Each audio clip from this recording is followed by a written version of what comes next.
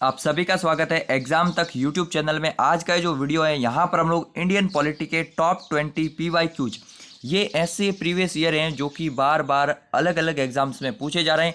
आपके आने वाले MTS एग्जाम के लिए बहुत हेल्पफुल रहने वाले हैं। इसके अलावा CGL प्लस CHSL में भी ये क्वेश्चन पूछे जाते हैं, चाहे प्री हो या मेंस हो।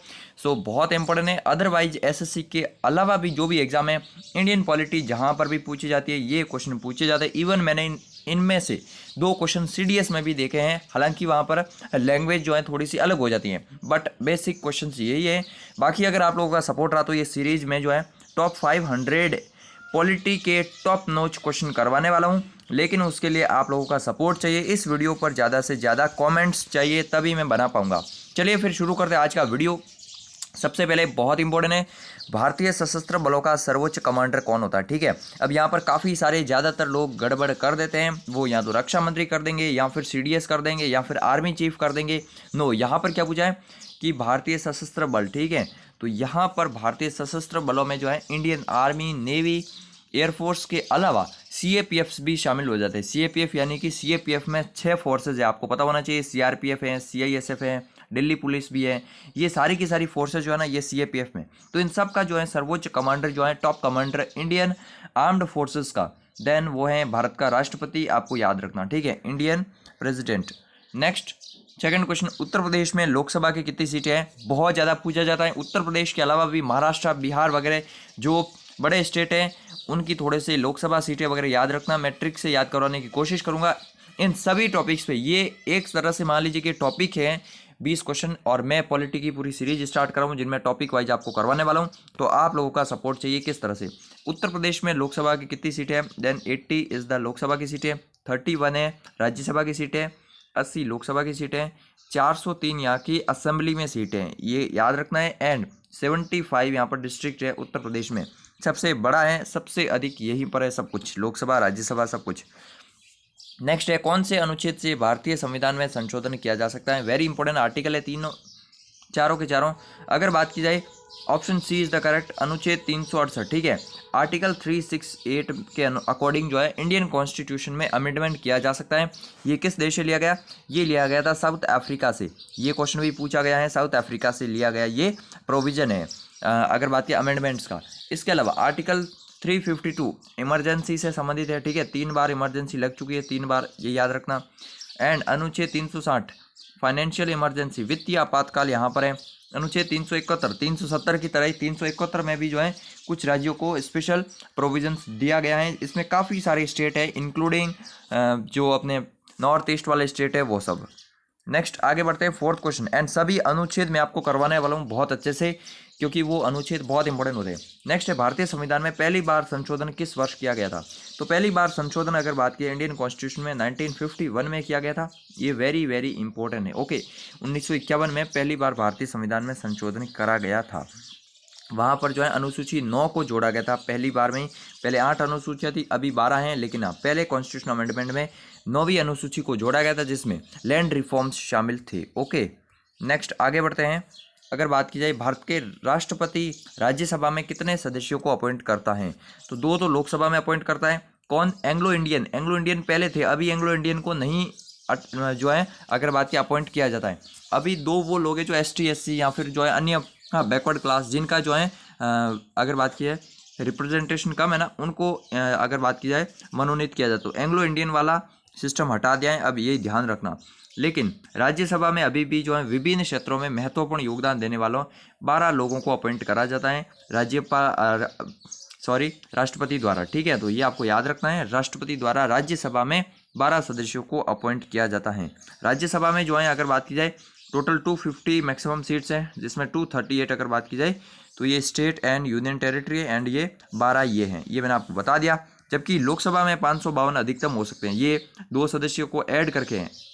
अदरवाइज जो है 550 जो है मैक्सिमम है, ये भी याद रखना, जिसमें 530 स्टेट से हैं हो सकते हैं, और अगर बात की जाए 20 सदस्य जो हैं ये यूनियन टेरिटरी से हो सकते हैं। अभी कितने हैं, 550 नहीं है, 543 हैं लोकसभा में सीटें। ठीक है, याद रखना, यूटी से 13 ही है, मतलब यूटी से कम है। ओके, बाकी स्टेट से पूरे हैं 530। नेक्स्ट है, भारतीय संविधान की 8वीं अनुसूची में कितनी भाषाएं शामिल है। तो इंडियन कॉन्स्टिट्यूशन की 8th जो शेड्यूल है वहाँ पर अगर बात की जाए तो यहाँ पर 22nd लैंग्वेज है। जब ये अनुसूची लागू हुई थी ना तब 14 थे उस समय, लेकिन अभी कितने हैं, 22 हैं। याद रखना, वेरी वेरी इंपॉर्टेंट है। यहाँ पर आप लोग देख पाएंगे ये वो लैंग्वेजेस हैं। इन लैंग्वेजेस को एक दो बार देखते रहिएगा ताकि आपके मन में बना रहे, क्योंकि कई बार क्वेश्चन पूछा जाता है कि निम्नलिखित में से कौन सी 8वीं अनुसूची में भाषा है, कौन सी नहीं है। और यहाँ तक तो कि इन 14 के बाद में जो 8 लैंग्वेज ऐड हुई ना, वो कौन से कॉन्स्टिट्यूशन अमेंडमेंट से ऐड हुई है वो भी पूछा जाता है। वो भी मैं आपको अनुसूची वाले टॉपिक में करवाऊंगा बहुत जल्दी। यहाँ पर आप लोग देख पाएंगे असमिया, बंगाली, बोडो, डोगरी, गुजराती, हिंदी, कन्नड़, कश्मीरी, कोंकणी, मलयालम, मणिपुरी, मराठी, मैथिली, नेपाली, उड़िया, पंजाबी, संस्कृत, संथाली, सिंधी, तमिल, तेलुगु एंड उर्दू। ये वो लैंग्वेजेस हैं जो कि अगर बात की इंडियन कॉन्स्टिट्यूशन में अगर बात की 8th शेड्यूल में है। नेक्स्ट 7वां क्वेश्चन है, राज्यसभा के सदस्यों का कार्यकाल कितना होता है? बहुत इंपॉर्टेंट है।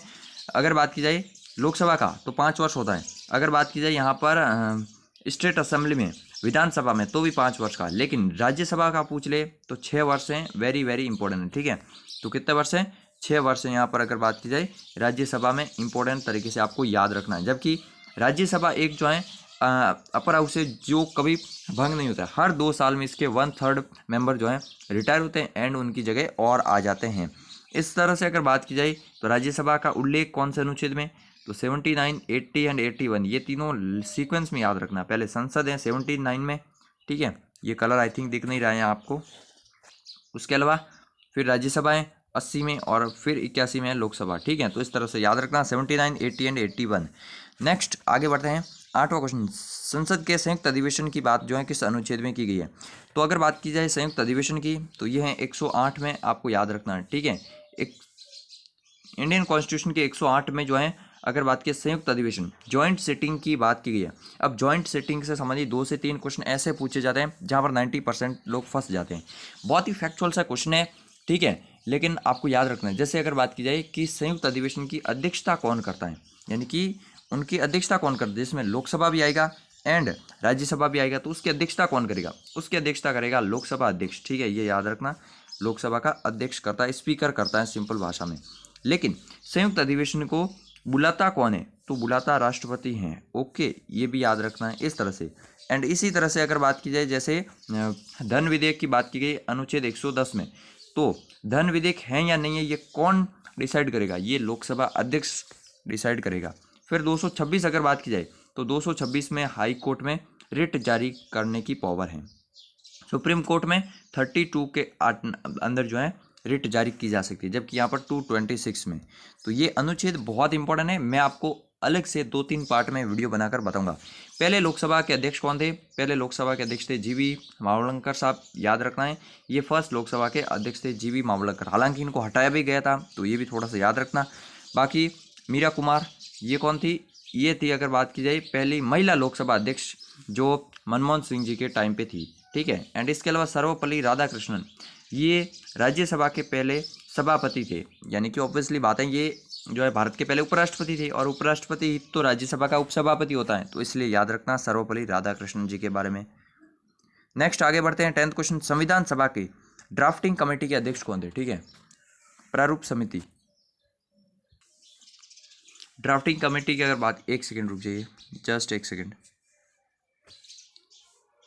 हाँ, तो अगर आपको यहाँ तक क्वेश्चन अच्छे लगे ना तो एक बार वीडियो को लाइक जरूर से कर लीजिए। एक सेकंड रुक जाइए यहाँ पर, है ना, वीडियो को लाइक जरूर से कीजिए एंड कमेंट कीजिए कि ये सीरीज आगे बढ़नी चाहिए या नहीं। आपको बहुत कम टाइम में बहुत सारी इन्फॉर्मेशन मिल जाती है एंड आगे चल के हम लोग टॉपिक वाइज MCQs भी कर लेंगे।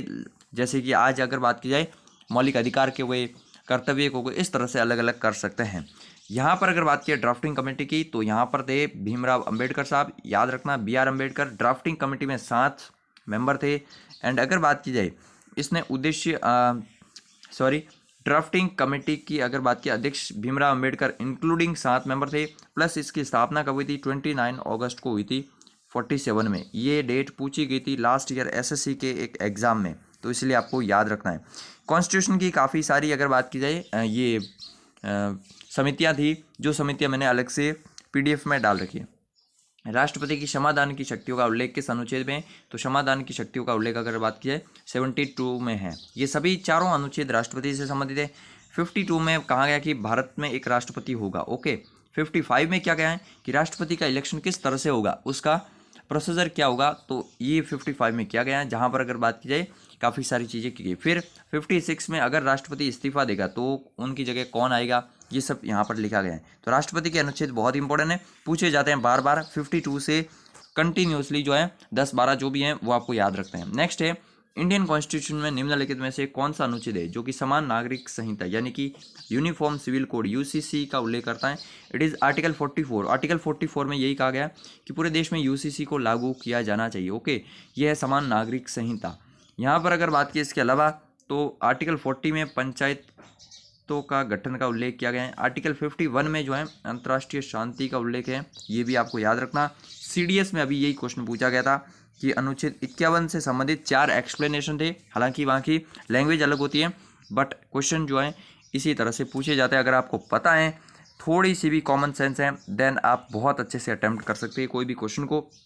नेक्स्ट, राष्ट्रपति पद की अवधि कितने समय तक रिक्त रह सकते हैं, देन मैक्सिमम 6 मंथ। ठीक है, अगर किसी राष्ट्रपति की आज अगर डेथ हो जाती है या वो इस्तीफा दे दिया जाता है तो नेक्स्ट 6 मंथ के अंदर अंदर नए राष्ट्रपति का चुनाव करवाना जरूरी है। ठीक है, तब तक कौन रहेगा, तब तक रहेगा भारत का उपराष्ट्रपति।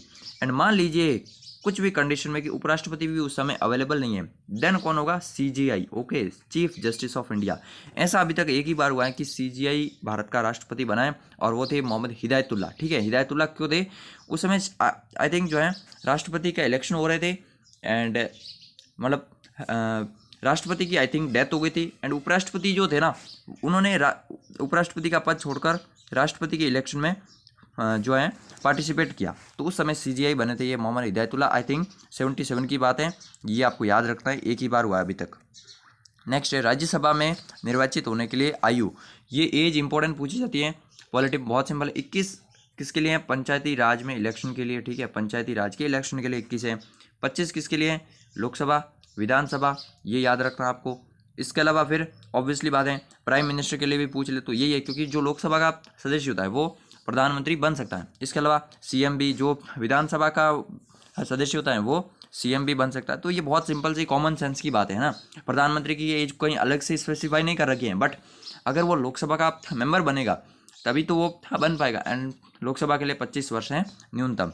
इसके अलावा अगर बात की 30 वर्ष है राज्यसभा के लिए। ओके, एक क्वेश्चन नहीं इस तरह से भी घुमाकर पूछा गया था एक प्रीवियस ईयर में कि अगर भारत का प्रधानमंत्री जो राज्यसभा का सदस्य हैं तो उसकी न्यूनतम आयु कितनी होगी, तो वहां पर भले ही प्रधानमंत्री पूछा है लेकिन क्या पूछा है कि राज्यसभा का सदस्य यानी कि 30 वर्ष है। इस तरह से क्वेश्चन को अच्छे से समझकर आंसर करना है। आज तो वैसे बहुत सिंपल से क्वेश्चन है, सारे के सारे स्ट्रेट फॉरवर्ड क्वेश्चन है। 35 यहाँ पर प्रेसिडेंट एंड वाइस प्रेसिडेंट के लिए हैं। ओके, मैक्सिमम की बात की जाए 62 हाई कोर्ट वालों के लिए एंड 65 अगर बात की जाए यहाँ पर हैं इनके लिए सुप्रीम कोर्ट वालों के लिए। भारत के सीजीआई की नियुक्ति कौन करता है, तो सारी अपॉइंटमेंट जो है राष्ट्रपति के नाम होती है, आपको याद रखना है राष्ट्रपति ही सीजीआई को अपॉइंट करता है, ये याद रखना। अभी 49 था ना, 15 है आई थिंक, अभी तो DY चंद्रचूड़ साहब 50वें हैं। नेक्स्ट है, निम्नलिखित में से कौन सा असुमेलित है, अनुसूची 2 में वेतन भत्ते का उल्लेख किया गया, अनुसूची 4 में अगर बात की जाए शक्तियों का बंटवारा किया गया है। यहाँ पर जो है क्वेश्चन गलत टाइप हो चुका है, अनुच्छेद 7 कर लीजिए यहाँ पर, है ना, अनुच्छेद 7 में शक्तियों का बंटवारा, ये भी सही है। अनुच्छेद 11 में अगर बात की जाए नगर निकायों का उल्लेख, ये सही नहीं है।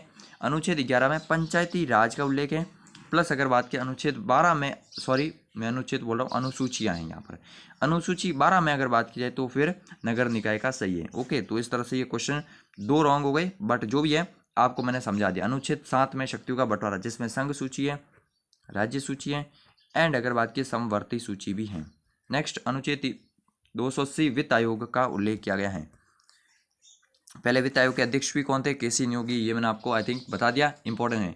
उपराष्ट्रपति के चुनाव में कौन हिस्सा नहीं लेता है, देखो राष्ट्रपति के इलेक्शन में कौन हिस्सा लेता है, Lok Sabha, Rajya Sabha plus state assembly यानी कि विधानसभा और विधान परिषद के भी जो है चुने हुए, जो अगर बात की जो निर्वाचित सदस्य होते ना वो सभी हिस्सा लेते हैं। हालांकि यहाँ पर याद रखना राज्यसभा के मनोनीत सदस्य हिस्सा नहीं लेते हैं इलेक्शन में, ये मैंने आपको बता दिया राष्ट्रपति के।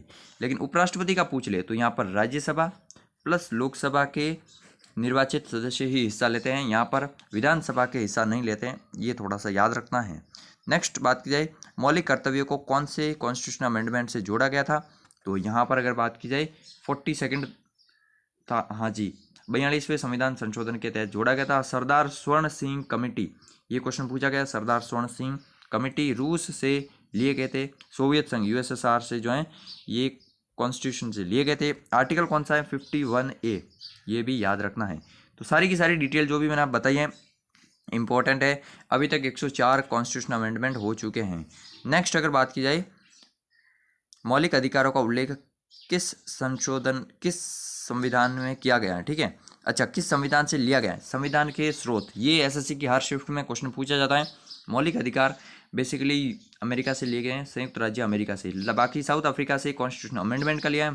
फ्रांस से जो है स्वतंत्रता, समानता और जो बंधुत्व का जो नारा है ना वो लिया गया है। एंड यूके से अगर बात की जाए पार्लियामेंट्री सिस्टम, यानी कि जो संसद का जो अपना सिस्टम है ना वो यूके से लिया गया। इसके अलावा सिंगल सिटीजनशिप, एकल नागरिकता भी यूके से ही ली गई है, याद रखना है। नेक्स्ट 20th क्वेश्चन है संविधान सभा के सबसे बुजुर्ग सदस्य कौन थे। आप क्या एज कैलकुलेट करने गए थे क्या, नहीं, तो फिर ये क्वेश्चन कैसे पूछ लिया। और ये क्वेश्चन PYQs में पूछा गया है। एक्चुअल में आपको पता होगा जब अगर बात की जाए 9 दिसंबर 1946 को संविधान सभा बैठी थी तो उस समय कोई अध्यक्ष तो था नहीं, तो उस समय देखा गया कि जो सबसे वरिष्ठ हैं हमारे बीच में उनको अध्यक्ष बना दिया जाए टेम्परेरी के तौर पर। तो ये भी क्वेश्चन पूछा जाता है कि संविधान सभा के अस्थायी अध्यक्ष कौन थे, सच्चिदानंद जी सिन्हा, यानी कि वो सबसे वरिष्ठ थे उस समय। फिर 11 दिसंबर को जो है संविधान सभा की दोबारा बैठक होती है और वहाँ पर अगर बात की जाए तो किसको अध्यक्ष बना दिया जाता है, राजेंद्र प्रसाद जी को बनाया जाता है। तो ये याद रखना है, सच्चिदानंद सिन्हा जी बुजुर्ग थे सबसे। अब यहाँ पर आपको याद रखना है ये तीनों डेट, 9 दिसंबर को 9 दिसंबर को सच्चिदानंद सिन्हा जी अध्यक्ष बने, 11 दिसंबर को राजेंद्र प्रसाद जी अध्यक्ष बने और 13 दिसंबर को पंडित जवाहरलाल नेहरू ने उद्देश्य प्रस्ताविका पेश की थी। नेक्स्ट क्वेश्चन कौन सा है, अच्छा अब नेक्स्ट क्वेश्चन कोई नहीं है। अगर आपको ऐसे वीडियो और चाहिए, ऐसे प्रैक्टिस सेट से आपको अगर हेल्प मिलती है देन कमेंट कीजिए, लाइक कीजिए, इस वीडियो को शेयर कीजिए एंड टेलीग्राम चैनल को ज्वाइन जरूर से कर लीजिएगा। एंड अगर आप ज़्यादा से ज़्यादा कमेंट करेंगे तो टॉपिक वाइज में जो है पॉलिटी के वीडियोज़ भी लाने वाला हूँ। तो जय हिंद, जय भारत।